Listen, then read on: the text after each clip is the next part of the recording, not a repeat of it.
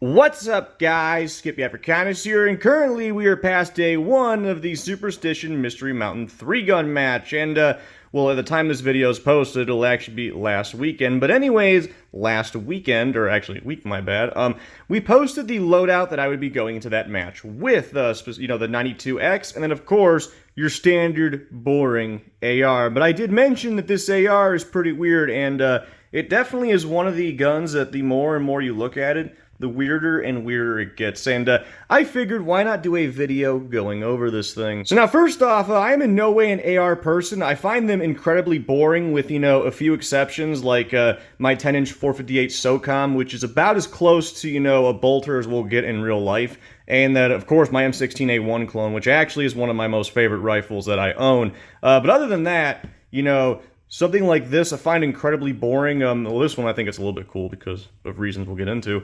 But, you know, the only reason I actually ended up building this thing was because my friends started doing these black rifle matches, and I was under the assumption that you had to run an AR.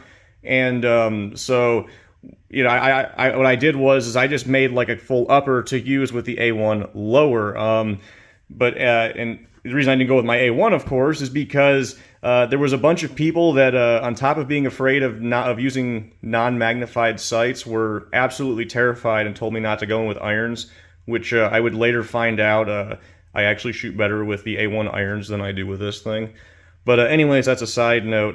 But that's why I kind of built this. I was under the assumption that I needed, you know, an AR, and then I was like, well, okay, I'll listen to what you guys say with having, you know, some sort of optic. And yeah, you know, we arrived at this thing. But with all that out of the way, let's get into, you know, all the weirdness of this AR, and actually some of the maybe not so weird parts that I do want to bring up, because if you want to make a killer AR build, these are some parts you should definitely be looking into. You know, I may not be an AR person, but I am definitely a very frequent match goer, and again, while I'm not an AR person, this thing shoots very, very nice. But anyways, let's start going from the back, and then we'll move our way to the front, starting with the Colt M16A1, either 70s or 80s surplus furniture. This came, of course, with the parts kit that I ordered for my M16A1 clone build.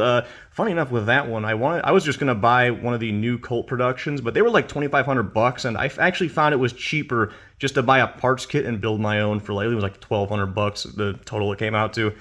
But yeah, we have, of course, the very nice, brand new condition, obviously never been used Colt furniture, but that's not the only Colt parts, though. A lot of the parts in this lower receiver, minus like certain parts of the trigger group, like the hammer and the trigger and all that, are Colt. The bolt, of course, is, you know, the M16 bolt. Charging handle is as well. Pretty much just, like I said, I just built an upper and just used the same lower I had. That being said, though, the lower receiver definitely has a weird look to it. And that's because this is actually that Brownells slab side lower for one of their proto M16 builds. The reason that I have that is because when I built that M16A1 clone, it was during COVID, where there was a lot of parts that weren't available. So I started just buying what I could get my hands on that would work, and it turned out, you know, that was the only lower I can find, which I'm actually pretty happy with, because I think it gives the M16 more of a cooler look. And it, of course, gives this whole gun just a weird look. Now, of course, I always run with, you know, this is one of the lesser weird parts. Actually, this isn't even, like, really an enhancement or anything. I just want to specify that I go clear mags because they look freaking cool. But going on, though, we got the Sig R05, which I mentioned that it distances, you know. I'm a hell of a lot better with the M16A1 irons. Like, today we had some fairly far targets, I think at around 400 yards, and I know with the M16A1 irons, I would have actually run them a lot faster. But the Sig R05, again, this isn't a weird part. Well, I guess it does kind of give this gun a weird aesthetic because it's like a tiny sight, and I don't know. But not a weird part, I just wanted to bring up that these are friggin' great sights. I paid 120 bucks for this thing. I ran this thing on my CX4 Storm for like 5,000 rounds, and I think for this one I'm at 1,500. I have never, ever, and I've heard people say that these have zero shifts, but on the CX4 Storm, I took it off after 3,000 rounds, and then I just checked the sighting, and it was pretty much on point. So I guess you could say for a full 5,000 rounds of 9, it never lost zero, and it hasn't lost zero on this thing yet either. Now, going on, we go to the Handguard, which is actually the same type of handguard that I got for that 458 SOCOM SBR. I was actually gonna get a carbon fiber one, just because, well, I was in some ways I was trying to copy the What Would Stoner Do gun because I liked the low weight that it had.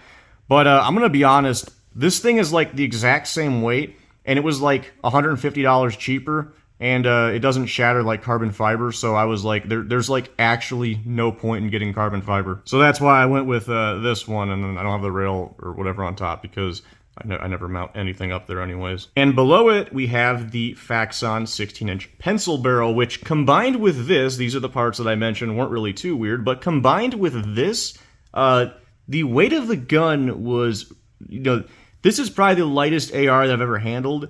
And yeah, it is crazy just how much the weight was decreased by adding a pencil barrel and then this handguard. Definitely something that I would recommend picking up. Now we will go to the final weird thing with this gun. And actually, when I had first made this and I posted on iFunny, it caused an absolute shitstorm. And according, if you don't know what iFunny is, it's an app with the most intelligent of people, especially gun people. Like everyone on there is right 100% of the time.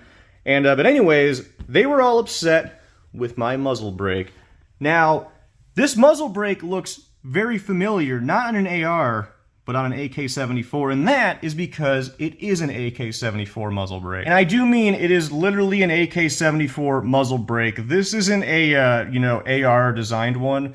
I literally got an adapter, and then I actually ended up pinning and welding it to that adapter because there was no way to, you know, secure the brake itself otherwise. But yeah, that is an actual 74 a muzzle brake, and you might be wondering, well, why is it on there? I'm gonna be flat out honest, because I thought it would look freaking cool. Like, that is the coolest muzzle brake of all time, and well, this isn't my, like, you know, epic booglarp shit hits the fan gun. This is a gun that I'm taking to fucking matches, so, you know, if it messes up, well, oh well. And yeah, so I put a 74 brake on there. Now, that being said, that was an excellent decision because, as mentioned, now, backtracking a little bit, this thing is, like, super light. Then add a brake like that. I guess this is just for brakes in general. Super light gun with no recoil. Now, why is the 74 brake the best choice? Because this thing lets out a monstrous fireball every time, or nearly every time it's shot, depending on the ammo selection. Like today at the Superstition Mystery Mountain 3-gun match, I was actually running this stuff, and with this stuff, it was every single round. Now, it won't show up on camera, but I know when I was shooting it, it was every single shot was just like a 2-foot fireball just coming out of that brake. Some would argue that's probably not a good thing because, you know, if you're shooting in low light, you know, that can kind of like make it hard to see. And I'll remember that the next time they decide to host a match, you know, at night, which they basically never do. But yeah, that's like the cool, aside from looking cool, like it does that, and I just think having a fireball come out of there, it's just one of those really cool things. But anyways, I think that is gonna do it for this video on what I'm just gonna flat out say is the weirdest AR build, weirdest practical AR build. I hope y'all enjoyed the video as much as I personally enjoyed making it, and I will see y'all next time.